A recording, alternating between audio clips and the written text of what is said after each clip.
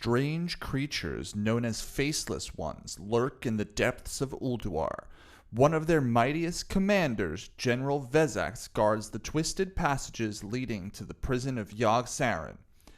Vezax is a mechanical endurance fight. It's long and requires a lot of preparation. In this video, we'll go over the normal version of this boss. General Vezax has 5 abilities on normal mode. First is Aura of Despair. This prevents most mana regeneration methods. Some exceptions are Aspect of the Viper, Shamanistic Rage, Spiritual Attunement, and Life Bloom. Melee attack speed is also reduced by 20% for all raid members. Second, Shadow Crash. This shoots a shadow missile toward a random target, preferring ranged, inflicting 12,000 shadow damage to anyone in a 10-yard radius. It leaves a dark puddle on the ground, increasing magical damage by 100%, decreasing casting speed by 100%, and decreasing healing done and mana cost by 75%. Third is Mark of the Faceless. This applies a debuff to a random raid member, preferring ranged, causing them to drain 5,000 hit points every 1 second for 10 seconds from other nearby players.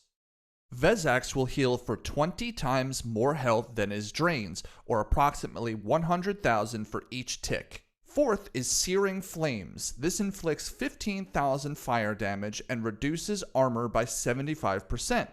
It can be interrupted. And finally, Surge of Darkness. This increases Vezax's damage by 100%, but decreases his movement speed by 55% for 10 seconds. It's cast every 60 to 70 seconds. This fight is a fairly straightforward fight, but requires good coordination and execution to kill. Let's go over the strategy. There are multiple strategies you can use for this, depending on how good your raiders are at moving out of the shadow crashes. Let's talk about how we got the kill first, then I'll go over improvements at the end. This fight requires 1 tank, 4 to 5 healers, and a balanced mix of ranged and melee DPS.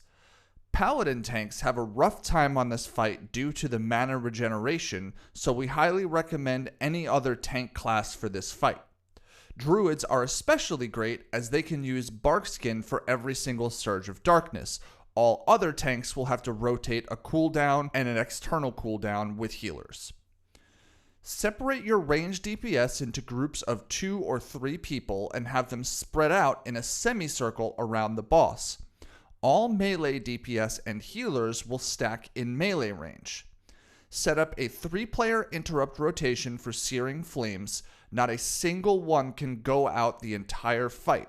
This is critical as the 75% armor reduction can cause the tank to get one-shot. We had melee DPS behind the boss and healers stack on the tank, with the boss facing the ranged group to ensure healers are in range of the entire raid. Ranged DPS should not be doing damage until they're in a shadow crash puddle to conserve mana and their damage. Each group at ranged should be moving when one member gets targeted and then standing in the puddle the crash leaves to DPS.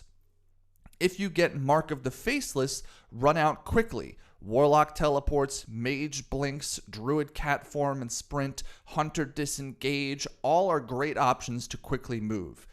Healers should not be doing any overhealing. Spamming on the tank here will exhaust your mana quickly, and you'll need to be very good at mana management on this fight to defeat him on hard mode. If the healers need mana, one of them should call out for a Saronite Vapor to be killed. Death Knights can use Death Grip to pull these clouds into melee range where they can be killed. Otherwise, the tank will have to move the boss toward a cloud so melee can kill it. No melee DPS or healer should ever run out of melee range of the boss, lest they bait a shadow crash too close to the tank and healers. Once the cloud is killed, it will drop a green sludge that the tank and DPS should avoid. Healers can stand in the sludge until they've accumulated about 5 stacks, then move out. If you're feeling feisty, you can use a personal to get 6, but be careful not to kill yourself, as the damage does ramp up very high. Here's a helpful chart of the damage per stack and mana restored. The final mechanic to deal with is Surge of Darkness. Now, we handled this by just using an external on the tank, Hand of Sacrifice, Pain Suppression, or Guardian Spirit, plus a tank cooldown, Icebound Fortitude, etc., and kept him where he is. If you don't feel comfortable doing this, you can kite the boss left to right along the wall, and melee and healers must follow so they don't generate any shadow crashes. Last long enough and manage your mana well, and this giant pincushion will fall over and open our way to the final boss, Yogg Saron. In the spirit of min-maxing, there is a slightly better setup for this fight if your raiders are good at moving out of the shadow crashes. Instead of having 5 to 6 groups of 2 to 3 range players, have 2 groups of range players with set stack points on the left and right side of a shadow puddle. The puddle is large enough that if one side gets targeted, the other side won't get hit.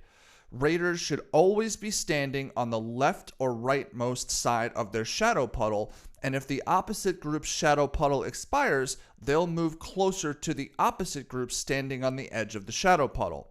This makes movement a bit easier and allows for better DPS since the range won't have to wait and get lucky for a shadow crash. If your healers can manage their mana well and your DPS doesn't get hit by shadow crashes, you'll down this boss in no time. Please don't forget to like, comment, and subscribe. It really helps the channel out and makes sure I can keep doing these videos. Thanks so much for watching. See you next time.